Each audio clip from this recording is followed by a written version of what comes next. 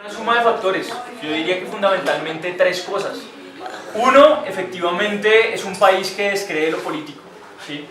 Aquí el colombiano no, y no hay que culparlo por eso, el colombiano no cree en el Estado, es un Estado corrupto y corruptible hasta el tuétano. La gente usualmente no va al servicio público de empleo, por ejemplo, a buscar trabajo. ¿Sí? La gente busca al político y le entrega la hoja de vida a ver si le puede conseguir trabajo, y el político le dice que vote por él y le da una teja. ¿Sí? Y después, hacia el sentido común que está por encima de la mesa, la gente dice: uy, es que aquí hay mucha politiquería y corrupción. Pero la corrupción es una cuestión congénita en nuestra cultura política. No es solo del político, es del ciudadano que lo permite también. Entonces la abstención es un fenómeno casi que naturalizado acá, porque la gente ha asumido que los mismos nos gobiernan, los mismos nos han gobernado, los mismos nos gobernarán, y no hay nada que se pueda cambiar al respecto. Es una naturalización de la corrupción congénita que atraviesa nuestro país. Una segunda cuestión es que efectivamente yo creo que mucha gente joven, ¿sí? Pues que igual tiene ideas, etcétera, vio esto como una elección entre Uribe y Santos, ¿sí? Y pues a mí en particular no me gusta ni Uribe ni Santos.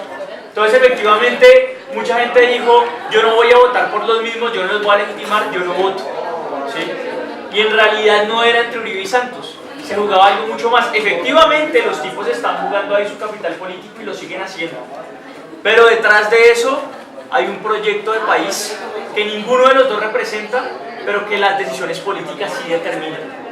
Y entonces fue un hecho que lamentablemente determinó una abstención y determinó una derrota. Y un tercer elemento que me parece que es también clave dentro de eso es que usualmente es un país donde votan los más viejos. Ustedes siempre van a ver en las elecciones, en cualquier elección, la gente más vieja sale y vota. Yo no estoy diciendo que esto sea una cosa de los viejos contra los jóvenes, no tiene que ver con eso en esencia. Pero digamos, sí hay una cuestión de representar ciertas tradiciones de país que salen a votar, y un país joven que no se toma en serio sus propias decisiones, ¿sí? Y en ese contexto, pues mucha gente tal vez que quería ir a votar pues no tenía todavía escrita su cédula, etcétera. La gente pues no lo hizo. Y dentro de eso también hubo una cuestión lamentable de que creo que el autoengaño a veces de las redes sociales nos hizo creer que había un triunfo gigantesco del sí, y mucha gente no fue a votar, ¿sí? Dijo: sí, resto de eso gente. ya, esa vaina ya ganó, toda la cuestión, no fueron a votar, y pues ahí están los resultados. Mientras que el voto del no casi que era un voto militante en muchos lados. Llegaba gente en buses, llegaba gente, ¿sí? Además no hay que olvidar que había mucha gente, no todas las iglesias evangélicas, pero había muchas iglesias evangélicas aquí detrás de la campaña del no, y llevaron a la gente a votar con voto casi militante. Entonces ahí hay varias explicaciones, pero pues ya lo pasado está ahí, ¿sí? Es decir, no se trata de juzgar al que no votó, ni siquiera tampoco de juzgar al que votó no. Este es un momento más bien para transformar el sentido común. Estos son los momentos vitales para transformar el sentido común de la gente. Listo. Su merced nos hace el llamado a la cena, pero yo quisiera saber puntualmente qué estamos haciendo ya, después de lo que se manifestó el 2 de octubre en el Parme con las personas dolientes, que se venía haciendo en adelante, escuchar los cabildos, por lo menos la movilización de los universitarios, y también que, de acuerdo a hacer que nos haga un contexto de qué se nos viene.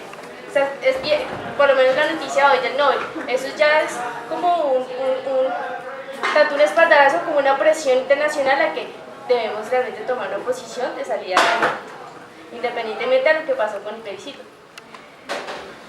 Bueno, pues eso es lo más difícil, ¿no? Es decir, el nivel de incertidumbre es tal que no se sabe qué va a pasar, pero cada vez las diferentes presiones, es decir, la comunidad internacional, todo el mundo dice: hombre, ustedes, o sea, no entendemos qué es lo que está pasando en su país, tienen la oportunidad de terminar un conflicto y no lo hacen.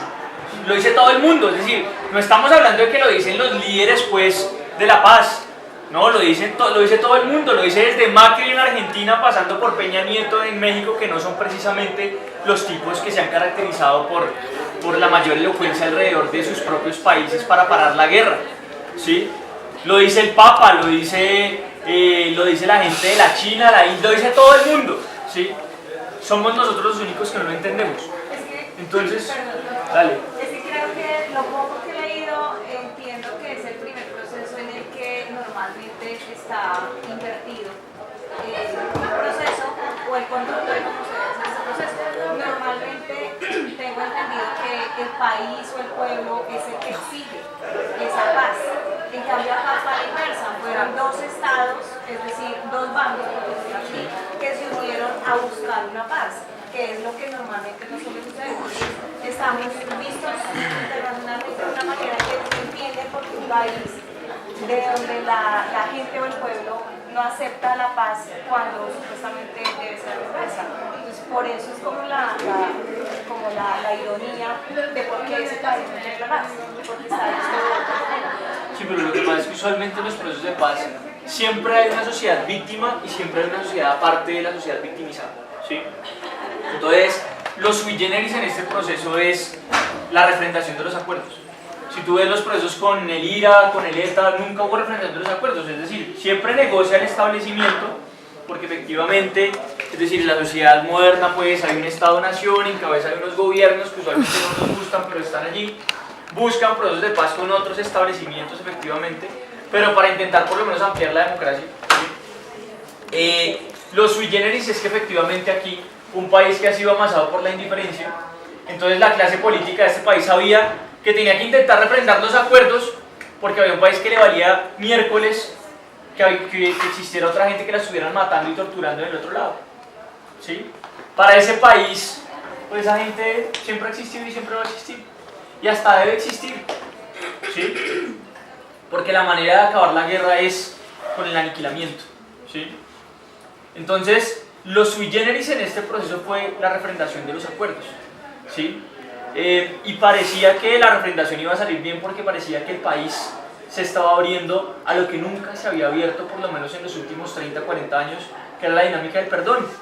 Es decir, yo perdono al guerrillero, yo perdono al paramilitar, yo perdono a tal, ¿sí? Y queremos saber la verdad de lo que pasó acá. ¿Por qué estos tipos hicieron esto?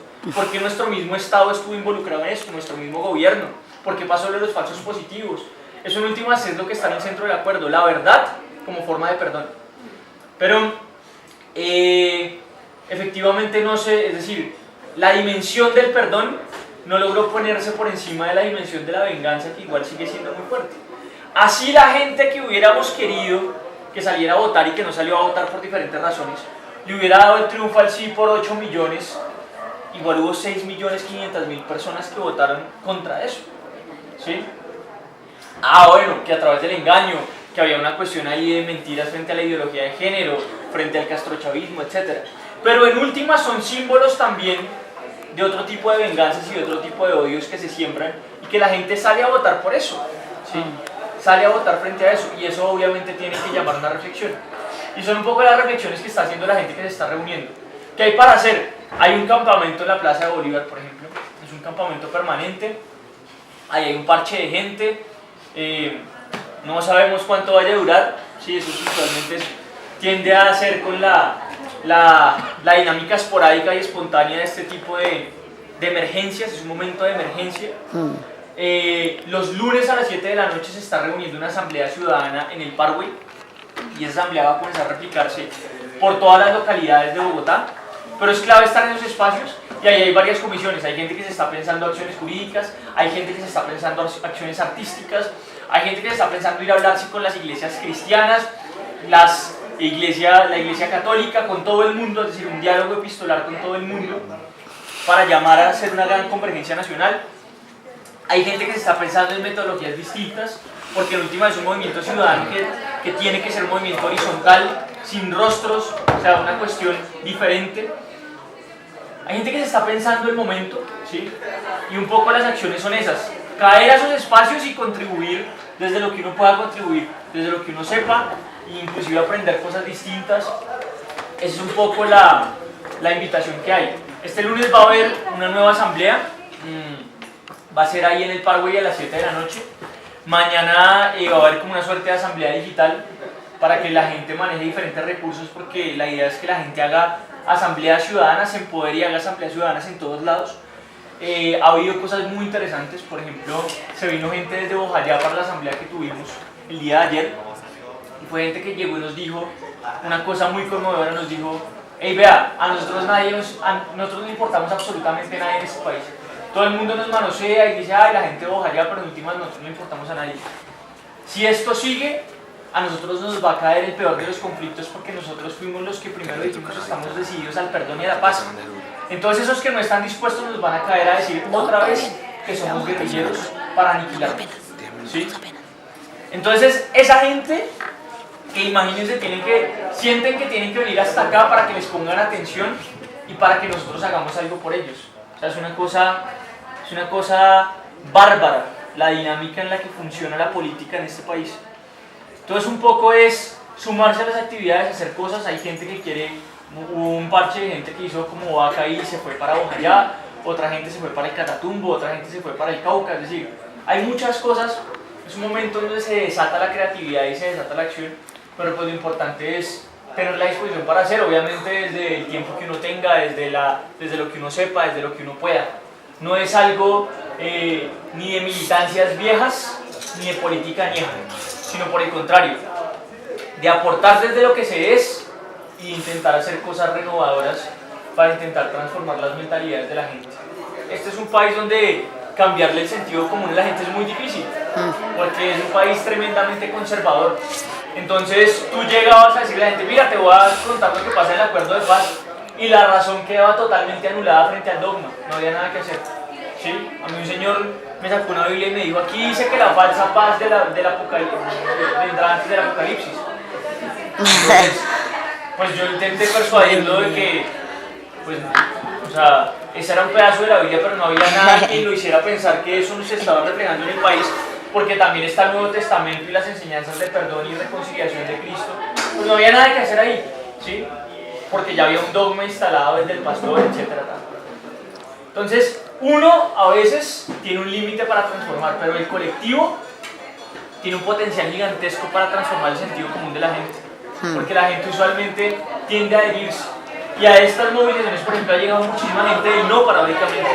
Dice, hombre, vea, yo voté no, pero me parece que pues, del país está una incertidumbre tenaz, esta gente no tenía ninguna propuesta distinta, me siento engañado, quiero hacer algo.